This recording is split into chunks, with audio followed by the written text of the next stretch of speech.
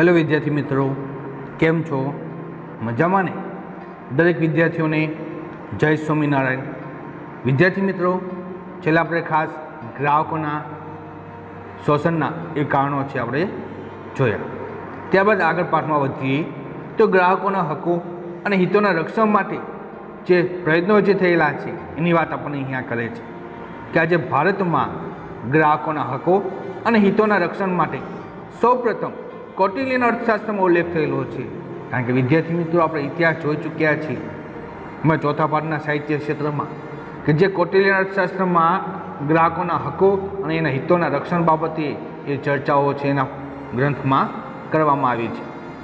तेमां उद्योगों अने वेपार द्वारा ग्राहकों साथे कराता दुराचार अने शोषणनी माहिती आपवामां आवी छे कि उद्योगों अने वेपार द्वारा जे ग्राहकों साथे अन्यायभर्यो व्यवहार थाय छे, जे दुराचार आचरवामां आवे छे, जेनुं शोषण थाय छे, एनी दरेक प्रकारनी माहिती तेमां आपवामां आवी छे। अने तेमां तोलमाप अने भेळसेळ के नकली माल जेवी गुनाहित वेपारी રીત રસમો बदल તેને દંડ કે શિક્ષા કરવાની જોગવાઈઓ પણ દર્શાવી છે કે એ સમયમાં જ્યારે કૌટિલ્યનું અર્થશાસ્ત્ર લખાયેલું ત્યારે ગ્રાહકોના શોષણ માટે એ વેપારી લોકોને ચોક્કસ સજા કે દંડ આપવાની એ જોગવાઈ એ કાનૂની એ દર્શાવવામાં આવી હતી। અને વિદ્યાર્થી મિત્રો, ખાસ 15 માર્ચ 1962ના રોજ અમેરિકન પ્રમુખ જ્હોન ફ્રેન્કલિન કેનેડીએ યુએસએની સંસદમાં ગ્રાહકોના 4 અધિકારોની જાહેરાત કરી હતી કે ભાઈ વિશ્વ કક્ષાએ છે ગ્રાહકને 4 પ્રકારના અધિકારો એને પ્રાપ્ત થવા જોઈએ। અને 15 માર્ચ 1983ના રોજ કન્ઝ્યુમર્સ ઇન્ટરનેશનલ નામની आंतरराष्ट्रीय संस्थाए ग्राहकों 4 अधिकारों दर्शावतु जाहेरनामું बहार पाडवामां आव्युं के ए ग्राहकों 4 प्रकारना अधिकारों छे प्राप्त थवा जोईए। अने एनी माटेनुं जे जाहेरनामું छे ए आंतरराष्ट्रीय संस्थाए छे बहार पाड्युं। अने तेथी ज विश्वमां दर वर्षे 15 मार्चना दिवसने विश्व ग्राहक अधिकार दिन तरीके उजववामां आवे छे। खास विद्यार्थी मित्रों याद राखजो, 1 मार्कमां खाली जग्या में आपने प्रश्न पूछा तो एक वाक्य में प्रश्न आपने पूछाय कि 15 मार्चना दिवस ने कया दिवस तरीके उजवीए छीए? तो कि विश्व ग्राहक अधिकार दिवस तरीके उजवीए छीए। अने जो खास विद्यार्थी मित्रों, विश्व ग्राहक अधिकार दिवसનું सिम्बोल पण अहींया जो आपणे नीचे आप्युं छे। ए उपरांत ए पछी संयुक्त राष्ट्र એટલે કે યુએન એટલે યુનાઇટેડ નેશન એ 16 એપ્રિલ 1985 सामान्य सभा में United Nations guidelines for consumers protection ना खड़ा में ग्राहकों मूलभूत 8 अधिकारों घोषित कर्या कि संयुक्त राष्ट्रों की सभा द्वारा है ग्राहकों एटले के कस्टमरनु ए शोषण न थाय ए माटे 16 एप्रिल 1985 में 8 अधिकारों दर्शावतु मूलभूत अधिकारों के जे घोषित करतु छे ए खरडो पसार करवामां आव्यो। ए खड़ा में विश्वना देशों ने पोताना देशना ग्राहकों माटे अधिकारों एटले के हको अने हितोना रक्षण माटे असरकारक कानूनी माळखुं ए बनाववानी भलामण करवामां आवी हती कि विश्वना तमाम देशों पोताना देशना रहेला जे कांई ग्राहको छे एना अधिकारों एनो भंग न थाय, एना हितो सचवाय, एनुं रक्षण थाय ए माटे कानूनी माळखुं छे घडवामां आव्युं। ए माटे ए दरेक देशोने भलामण पण करवामां आवी। संयुक्त राष्ट्र एटले के यूएन ए करेली भलामण मुजब भारतीय संसदे राष्ट्रीय ग्राहक सुरक्षा अधिनियम 1986 घड़ी काढ्युं कि ज्यारे विश्व कक्षाए ज्यारे मार्गदर्शन मेळव्युं, भलामण थई त्यारे ए भलामण मुजब अपना भारत देश में संसदे पण राष्ट्रीय ग्राहक सुरक्षा अधिनियम 1986 ए कायदो घड़ी काढ्यो जे 24 डिसेम्बर 1986 ना रोज राष्ट्रप्रमुखनी सही एटले के राष्ट्रपतिनी सही थता ते अमल में मूक्यो अने एक खरडाने छे कायदानुं स्वरूप आप्युं। अने भारत में दर वर्षे 24 डिसेम्बरना दिवसने राष्ट्रीय ग्राहक अधिकार दिन तरीके उजववामां आवे छे। खास विद्यार्थी मित्रों याद राखजो कि 24 डिसेम्बर के जेने राष्ट्रीय ग्राहक अधिकार दिन तरीके आपणे उजवीए छीए। गुजरात सरकारे 18 फेब्रुआरी 1988 ना रोज गुजरात ग्राहक सुरक्षा नियमों 1988 अमल में मूक्या हता। कारण के भारत राष्ट्र साथ दरेक राज्यों में पण આ અધિકારો આપવામાં આવે એ માટે આપણા ગુજરાત સરકારે પણ 18 ફેબ્રુઆરી 1988ના રોજ ગુજરાત ગ્રાહક સુરક્ષા નિયમો 1988 અમલમાં મૂક્યા હતા. આ નિયમો મુજબ રાજ્યમાં ગ્રાહક સુરક્ષાની કાયદેસર કાર્યવાહી કરવામાં આવે છે કે ગ્રાહકની પૂરેપૂરી સુરક્ષા જળવાય છે, ગ્રાહકના પૂરેપૂરા રક્ષણ થાય છે અને હિતો જળવાય છે. એ માટે દરેક પ્રકારની કાયદેસરની એક કાર્યવાહી છે કરવામાં આવે છે. ત્યારબાદ વિદ્યાર્થી મિત્રો આપણે વાત કરીએ તો કે ગ્રાહક સુરક્ષા અધિનિયમ કે જે કાયદો ઘડવામાં આવ્યો 1986માં ભારતમાં, એ અંતર્ગત ગ્રાહકની વ્યાખ્યા શું થાય, ગ્રાહક કોને કહેવાય એના અર્થમાં, જેમાં બે સ્વરૂપ આપણે એની વ્યાખ્યા કરી શકીએ છીએ. એક તો માલના સંદર્ભમાં ગ્રાહક એટલે શું અને બીજું સેવાના સંદર્ભમાં ગ્રાહક એટલે શું. એમાં પહેલું સમજીએ કે ભાઈ માલના સંદર્ભમાં જે અવેજ એટલે કે માલ માટે ચૂકવણી કરવામાં આવી હોય અથવા ચૂકવણી કરવા માટે વચન આપવામાં આવેલ હોય તે અવેજ પેટે અથવા વિલંબિત ચૂકવણીની અન્ય કોઈ પદ્ધતિ દ્વારા કોઈ પણ પ્રકારનો માલ ખરીદનાર વ્યક્તિ શું બને છે, ગ્રાહક કહેવાય છે. વિદ્યાર્થી મિત્રો તમને એક ઉદાહરણ આપું. પહેલાંના સમયમાં આપણે જોઈએ ને તો ગામડાઓમાં ખાસ કે કોઈ પણ કુટુંબનો વ્યક્તિ છે કોઈ કરિયાણાની દુકાનેથી કોઈ પણ વસ્તુ ખરીદવા જાય તો એ એની પાસે એટલે કે એને છે પૈસા આપતું નથી, એના ચોપડામાં નોંધાઈ જાય છે કે આટલી વસ્તુ લઈ જાય છે. અને પછી શું થશે તો કે એ કુટુંબનો વ્યક્તિ કે જ્યારે પોતાના ખેતી ક્ષેત્રમાંથી જે પાકની ઉપજ થશે એમાંથી કોઈ અનાજ છે, કોઈ કઠોળ છે, એ વસ્તુ છે અમુક એ દુકાનદારને આપી દેશે કે જેનાથી અવેજના બદલામાં અવેજ એટલે કે વસ્તુના બદલામાં વસ્તુ એ આપવામાં આવે છે. એ જ સ્વરૂપે કોઈ કરિયાણાની દુકાન હોય છે, કોઈ વાળંદની દુકાન હોય છે અથવા કોઈ ધોબી હોય છે, કોઈ પણ તમે જુઓ તો અવેજના બદલામાં અવેજ વસ્તુ છે એ આપવામાં આવે છે અને એ વ્યક્તિને શું કહે છે, ગ્રાહક કહેવાય છે. માલની ખરેખર ખરીદી કરનાર વ્યક્તિ અથવા તેની મંજૂરીથી માલનો ઉપયોગ કરનાર કોઈ પણ વ્યક્તિ ગ્રાહક કહેવાય છે. એટલે કે જે કાંઈ ચીજ વસ્તુ માલ છે એની ખરીદી કરનાર વ્યક્તિ છે અથવા એની પૂરી મંજૂરીથી એ માલનો છે ઉપયોગ કરે છે એ વ્યક્તિ શું ગણાય છે તો કે એને ગ્રાહક કહેવાય છે. એ ઉપરાંત સેવાના સંદર્ભમાં આપણે ગ્રાહક જોઈએ એની વ્યાખ્યા શું થાય તો કે જે અવેજ સેવા માટે ચૂકવણી કરવામાં આવી હોય અથવા ચૂકવણી કરવા માટે વચન આપવામાં આવ્યું હોય અથવા આંશિક ચૂકવણી કરવામાં આવી હોય અને બાકીની ચૂકવણી માટે વચન આપવામાં આવ્યું હોય તેવા અવેજ પેટે સેવાઓ ભાડાથી ખરીદનાર વ્યક્તિ ગ્રાહક કહેવાય છે. આજે વિદ્યાર્થી મિત્રો તમને ઉદાહરણ આપું. આજે માની લો કે આપણી નજીકની કોઈ કરિયાણાની દુકાન કે કોઈ નાસ્તાની દુકાનમાંથી તમે કોઈ પણ વસ્તુ લઈ આવો છો, એ વસ્તુના બદલામાં તમે શું આપો છો, એને પૈસા આપો છો. તો પૈસા આપો છો તમે જે માલ જે વસ્તુ ખરીદો છો તમે શું ગણાવો છો, એના ગ્રાહક ગણાવો છો. ઘણી વખત એવું પણ થતું હશે કે ભાઈ કરિયાણાની દુકાનોમાં છે આપણે વસ્તુઓ છે લઈ આવે છે પણ ડાયરીમાં આપણે નોંધ કરીએ છીએ, વચન આપીએ છીએ ભાઈ મહિનામાં હું તમને છે પૈસા ચૂકવી દઈશ. અથવા તો વિદ્યાર્થી મિત્રો આપણે કોઈ ભાડાની બસ અથવા કોઈ ગાડી લઈ જઈએ છીએ તો આપણે આંશિક ચૂકવણી કરીએ છીએ કે અમુક પૈસા આપણી સેવાઓ પૂરી થઈ પછી આપણે એની ચૂકવણી કરતા હોઈએ છીએ. અને હવે તો વિદ્યાર્થી મિત્રો તમે જાણો છો કે આજે મોટાભાગે મોબાઈલની ખરીદી કરવા તમે જાઓ છો, ટીવીની ખરીદી કરવા માટે જાઓ છો તો એ મોટાભાગે શું થશે તો કે અમુક કિંમત જ તમે ડાઉન પેમેન્ટ ચૂકવો છો, બાકીની કિંમત તમે દર મહિને 6 મહિને છે, વર્ષે છે તમે ભરો છો. તો એ શું ગણાય છે તો કે ભાડાની ખરીદ કરનાર વ્યક્તિ એટલે કે ગ્રાહક કહેવાય છે. અવેજ એટલે કે નાણાં પેટે સેવાઓ ખરેખર ભાડાથી ખરીદનાર વ્યક્તિ સિવાયની કોઈ વ્યક્તિ કે જેને એ સેવામાં પોતાનું હિત છે તેને પણ ગ્રાહક કહેવામાં આવે છે. કારણ કે આજે મોટાભાગના ક્ષેત્રમાં જો કે ગ્રાહક કોઈને કોઈ સ્વરૂપે છે વચન સાથે અથવા તો એ ભાડાની ખરીદનાર એ વ્યક્તિ સિવાયની કોઈ પણ વ્યક્તિ કે જેને સેવાનું પોતાનું હિત જોવે છે કે જે સેવાનો લાભ મેળવે છે એને આપણે શું કહીએ, ગ્રાહક કહેવામાં આવે છે.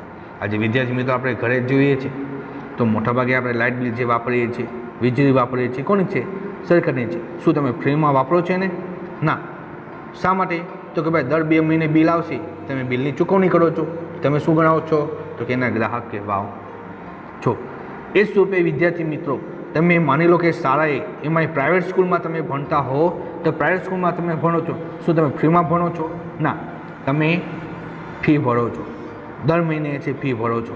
જેના અનુસંધાને તમે છે શું ગણાવો છો તો કે શિક્ષણ લેવા માટેના એક ગ્રાહક કહેવાઓ છો. તો જેના અનુસંધાન આજે ગ્રાહક કોઈને કોઈ સ્વરૂપે એ આપણે જોવા મળતું હોય છે.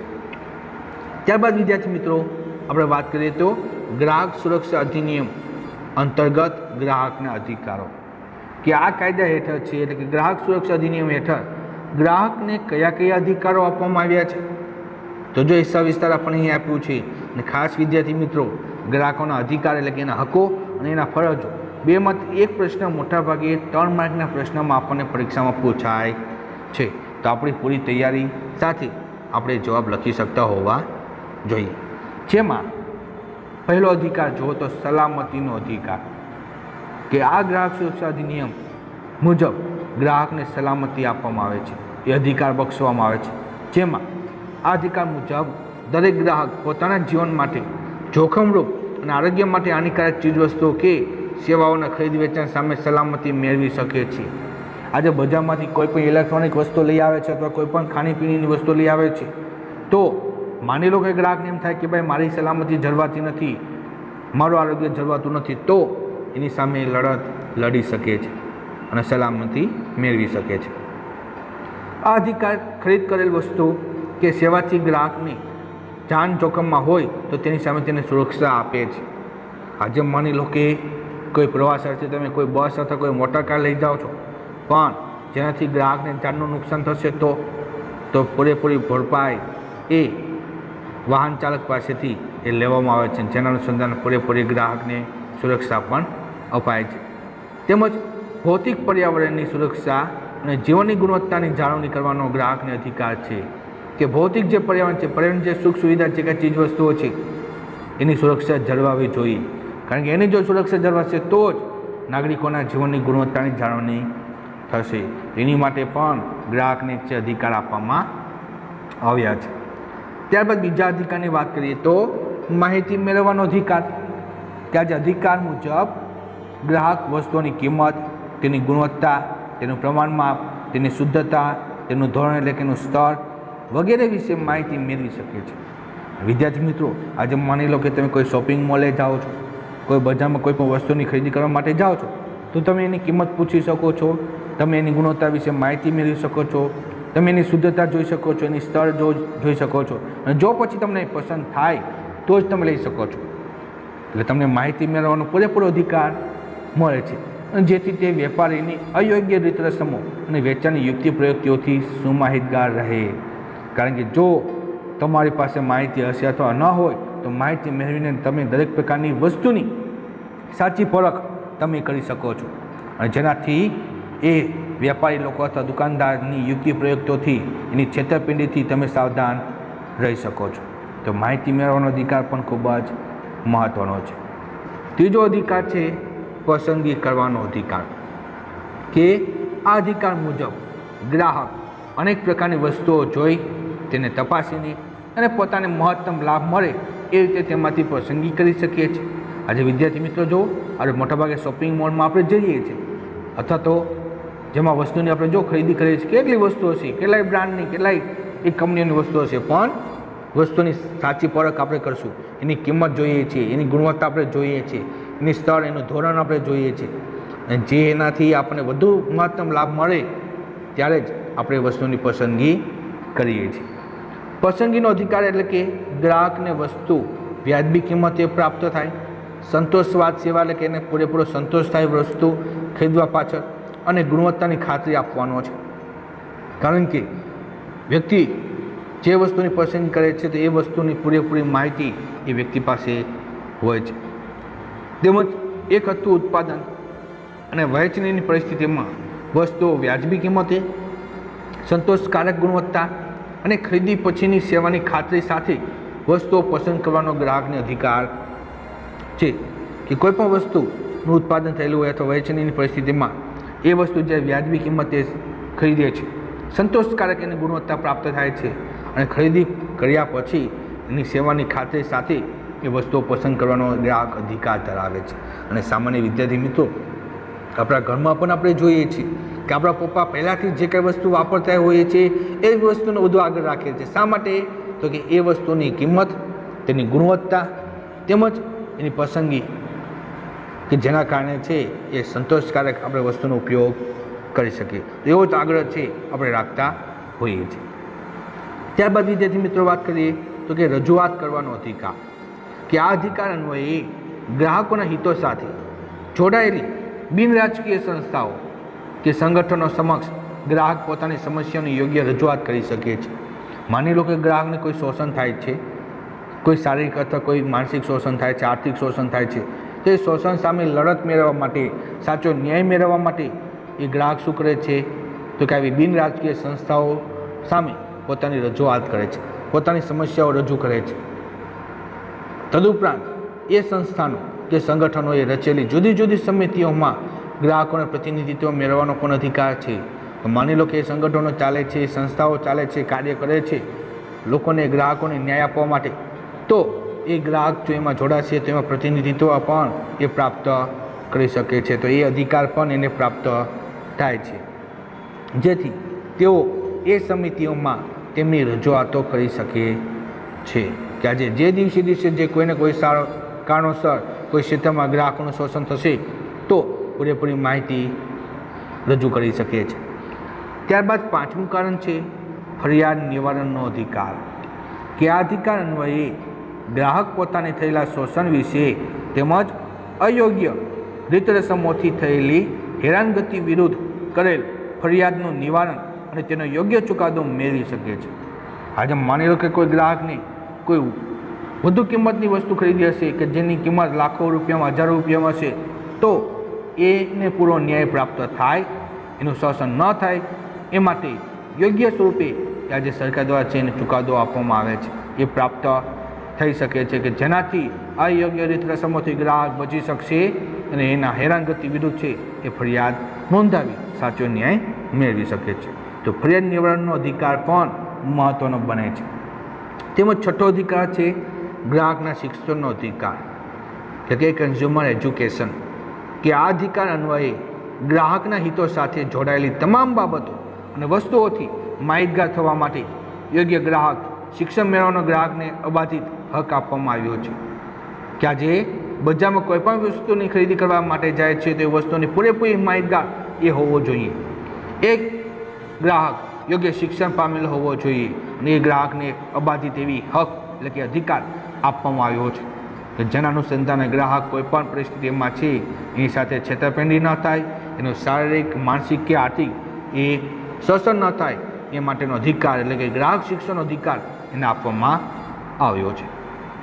ત્યારબાદ વિદ્યાર્થી મિત્રો વાત કરીએ તો કે વળતર મેળવવાનો અધિકાર, કે બજારમાંથી કોઈ પણ વસ્તુની તમે ખરીદી કરો છો પણ એ વસ્તુ પૂરેપૂરી સંતોષકારક નથી તો એ વસ્તુ પાછી આપી તમારું જે કાંઈ વળતર તમે જે કિંમત ચૂકવેલી છે એ વળતર પાછું મેળવવા માટેનો અધિકાર પણ તમને આપવામાં આવ્યો છે. કે આ અધિકાર મુજબ ગ્રાહક હલકી ગુણવત્તાવાળી અને ખામીયુક્ત સેવાઓને લીધે પોતાને થયેલા આર્થિક અને માનસિક નુકસાનનું વેપારી કે ઉત્પાદક પાસેથી યોગ્ય વળતર મેળવી શકે છે. આજે માની લો કે તમે બજારમાંથી કોઈ ઇલેક્ટ્રોનિક વસ્તુ લાવો છો, કોઈ મોટર લાવો છો અથવા તો કોઈ એ ઇસ્ત્રી આથી દરેક વસ્તુ લાવો છો, તો એનાથી તમારું કોઈ માનસિક કે આર્થિક શોષણ થશે તો એ શોષણના કારણે સામે તમે એનું યોગ્ય વળતર મેળવી શકો છો.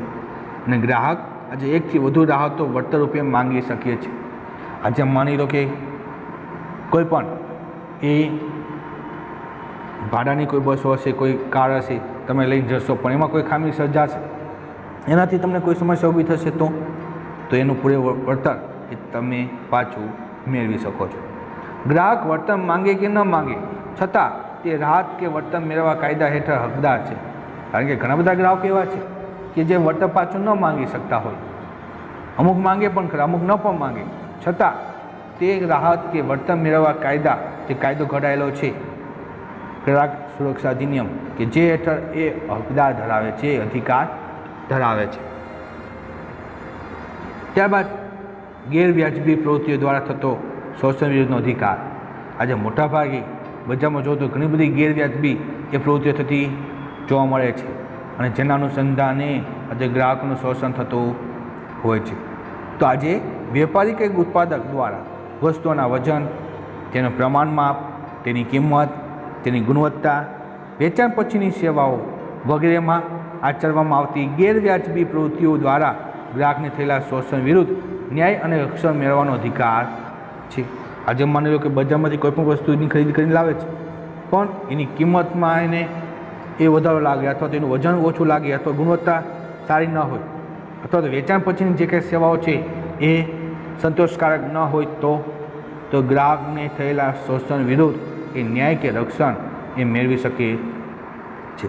આજે માની લો કે કોઈ ગ્રાહક છે, કોઈ બીજા વ્યક્તિ પાસેથી અથવા કોઈ કંપની પાસેથી કોઈ ગાડી ખરીદે છે, કોઈ ટુ વ્હીલર વાહન ખરીદે છે, પણ ઘરે લાવ્યા બાદ છે એમાં કોઈ ખોટ આવે અથવા વ્યવસ્થિત ન ચાલે અથવા એ સેવાનો લાભ પૂરેપૂરો ન મેળવી શકે તો અસંતોષ પામે, તો એની સામે એને રક્ષણ મેળવવાનો અધિકાર મળે છે. એની સામે એને ન્યાય એ પ્રાપ્ત કરી શકીએ છીએ. તો એ માટેનો અધિકાર અહીંયા કરવામાં આવેલો છે. ત્યારબાદ જીવન જરૂરી સેવાઓ મેળવવાનો અધિકાર. કારણ કે આજે વિદ્યાર્થી મિત્રો આપણને ખાસ એ સરકાર દ્વારા અધિકાર આપવામાં આવ્યો છે કે ભાઈ દરેક નાગરિકને એની જીવન જરૂરિયાતની દરેક પ્રકારની ચીજવસ્તુઓ કે સેવાઓને પ્રાપ્ત થવી જોઈએ.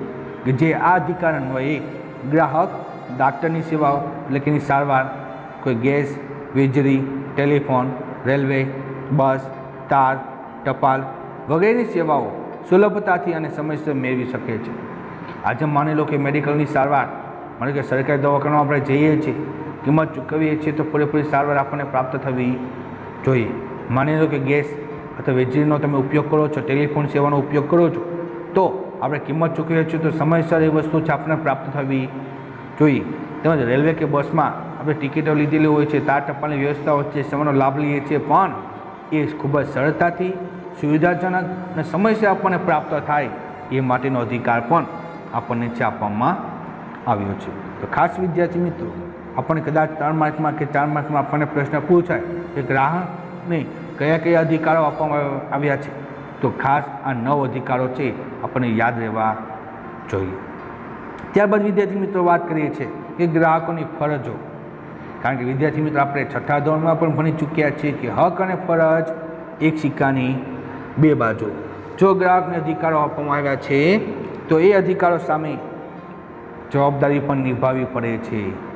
કારણ કે અધિકાર પ્રાપ્ત થશે તો ફરજો પણ નિભાવવી પડે છે. તો અહીંયા આ ગ્રાહક સુરક્ષા અધિનિયમ હેઠળ એ ગ્રાહકોની ચોક્કસ ફરજો પણ આપવામાં આવી છે.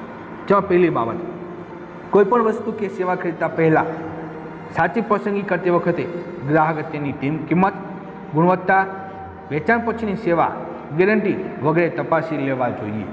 કારણ કે એ વસ્તુ ખરીદવા માટે કોણ જાય છે? ગ્રાહક પોતે જાય છે. અને જ્યારે એ ગ્રાહક વસ્તુની ખરીદી કરે છે, પસંદગી કરે છે, ત્યારે વસ્તુની પસંદગી એવી જોવી જોઈએ કે જેની કિંમતમાં, તેની ગુણવત્તામાં અને વેચાણ પછીની સેવા ગેરંટી સારી રીતે પ્રાપ્ત થાય. એ દરેક વસ્તુ તપાસવી એ કોના કાર્ય છે? ગ્રાહકનું ગણાય છે. અને શક્ય હોય ત્યાં તેનું ગેરંટી કાર્ડ પણ લેવું જોઈએ. કોઈ પણ ઇલેક્ટ્રોનિક કોઈ પણ વસ્તુ તમે ખરીદો છો તો એની ગેરંટી અને વોરંટી કાર્ડ લો.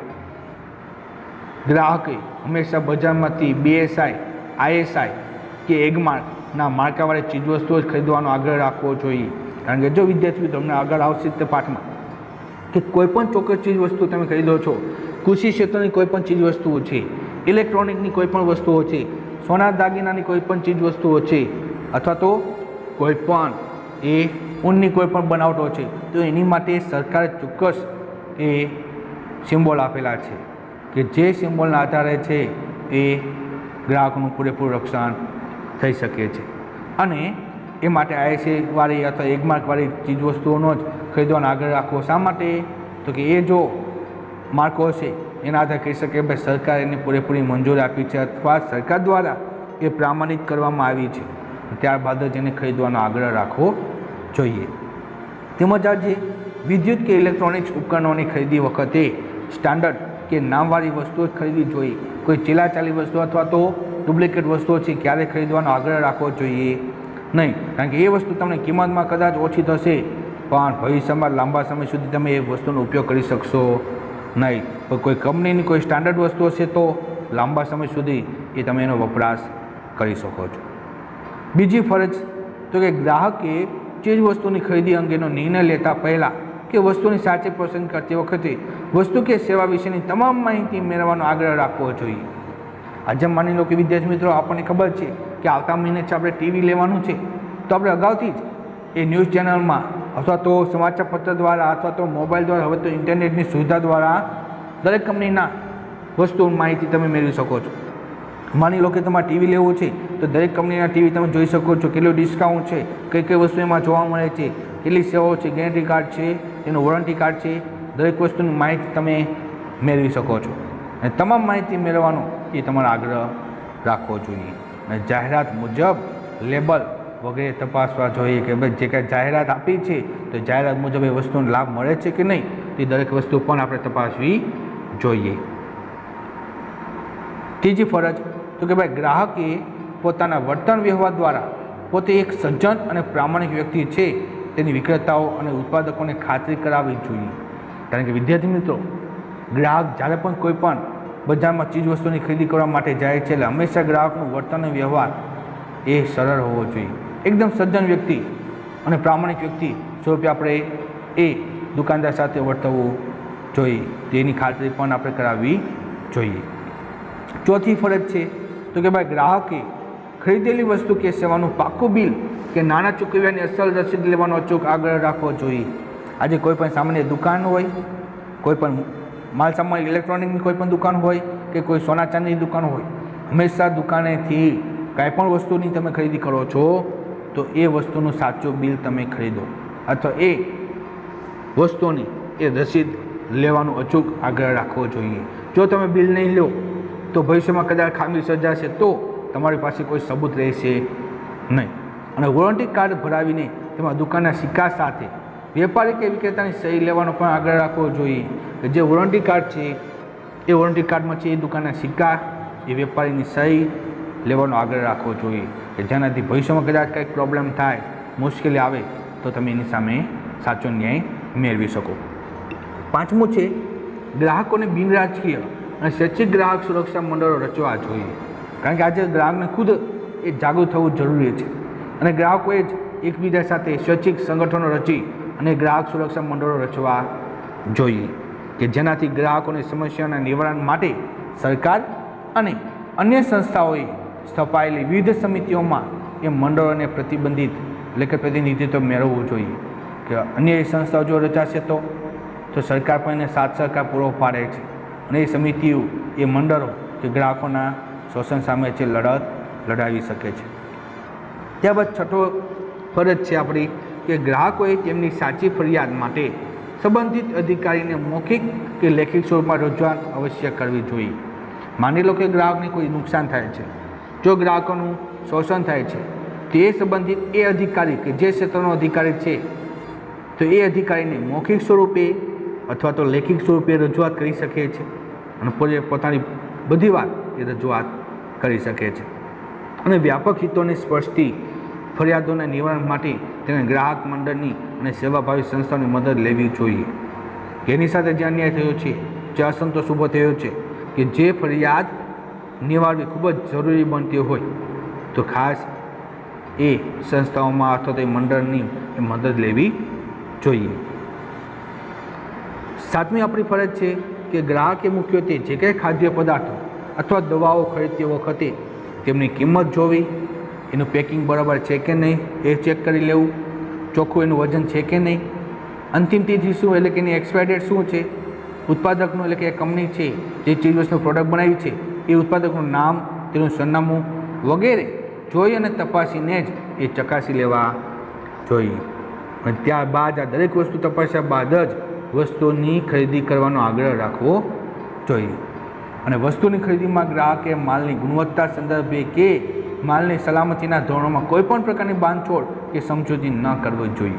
આજે મોટાભાગે આપણે જો બજારમાં વસ્તુની ખરીદી કરવા માટે જઈએ છીએ કે જે વસ્તુની કિંમત કે જે મોટાભાગે જુઓ કે સામાન્ય કોઈ પણ વસ્તુની તમે ખરીદ કરો છો કે જેની કિંમત 500-600 રૂપિયા હોય, એ વસ્તુ છે તમને ઓછી કિંમતે તમને આપતો હોય તો એ વસ્તુની કોઈ ખોટ હોય અથવા કોઈ એ વસ્તુ ખરાબ હોય તો એ વસ્તુનો ક્યારેય પણ ખરીદવાનો આગ્રહ રાખવો જોઈએ નહીં. ભલે દુકાનદાર આપણને ઓછી કિંમત આપે પણ એ દુકાનદાર સાથે કોઈ પ્રકાર વસ્તુની બાબતમાં બાંધછોડ એ સમજૂતી કરવી જોઈએ નહીં. આઠમી બાબત કે આજે ભરતા કે બનાવટી માલ તેમજ વજનમાં ઘટ વિશે શંકા જન્મે તો ગ્રાહકે તરત જ વેપારીનું ધ્યાન દોરવું જોઈએ. આજે વિદ્યાર્થી મિત્રો મોટાભાગે દુકાને, કરિયાણાની દુકાને અથવા કોઈ વસ્તુની ખરીદી કરવા માટે આપણે જઈએ છીએ.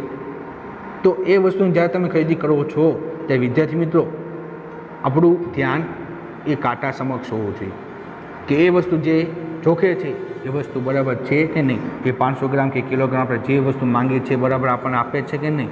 જો ન થતું હોય એ દુકાનદારને ધ્યાન દોરવું જોઈએ કે ભાઈ આ વસ્તુ કિલો હજી પૂરી નથી થઈ, હજી 10 ગ્રામ 20 ગ્રામ ઓછું છે.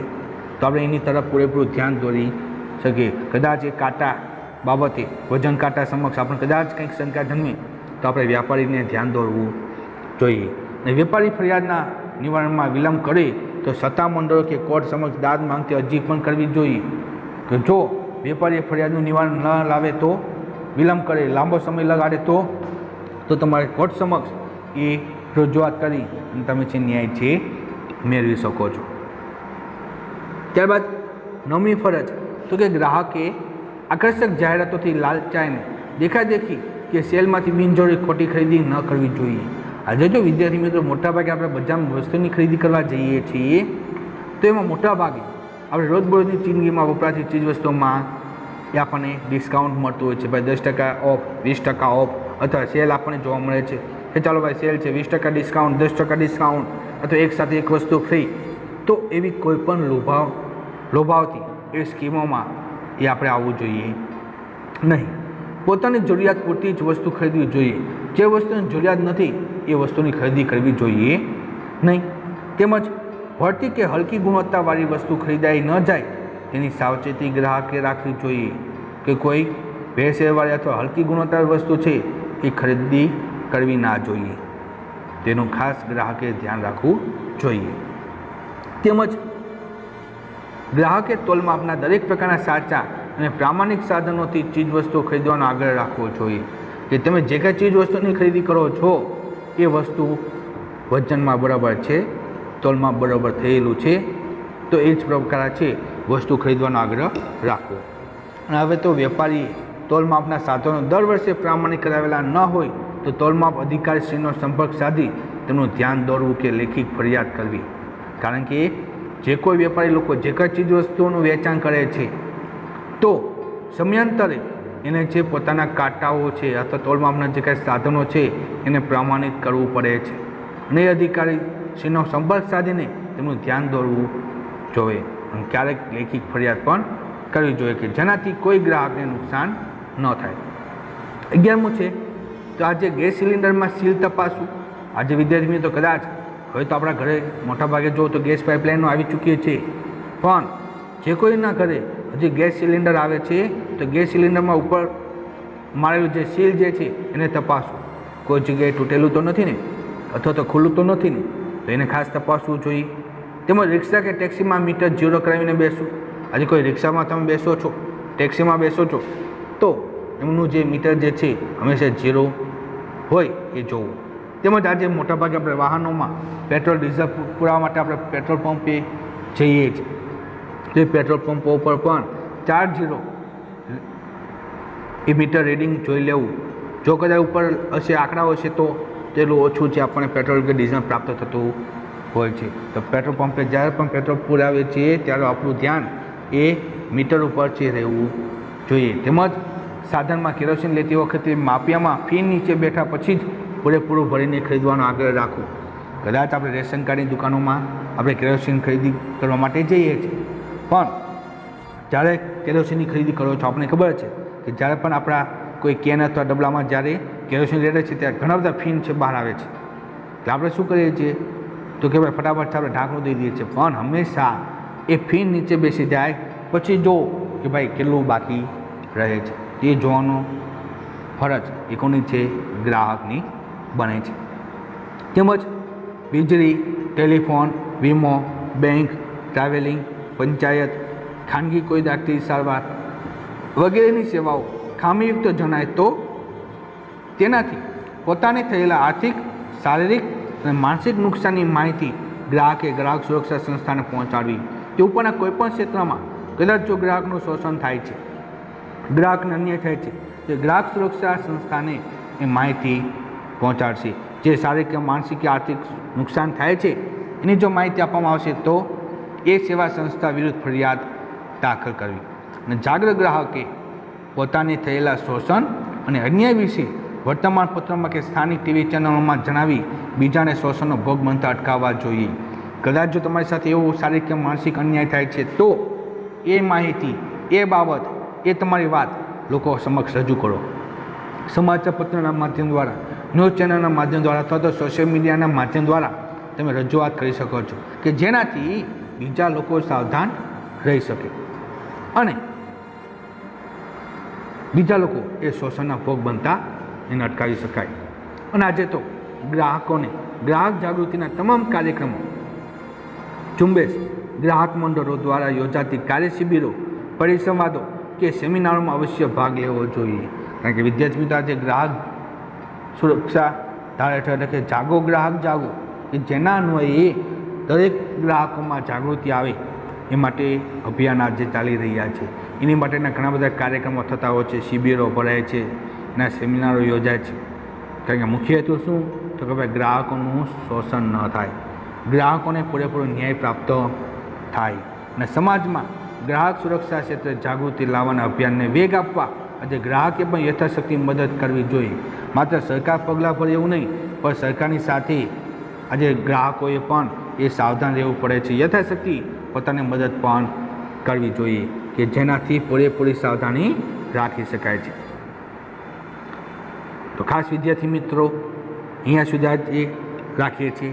પાઠના જે કંઈ આગળના મુદ્દાઓ છે કે જેનો અભ્યાસ આપણે હવે પછીના પીરિયડમાં આપણે કરીશું. તો ત્યાં સુધી અસ્તુ. જય સ્વામિનારાયણ.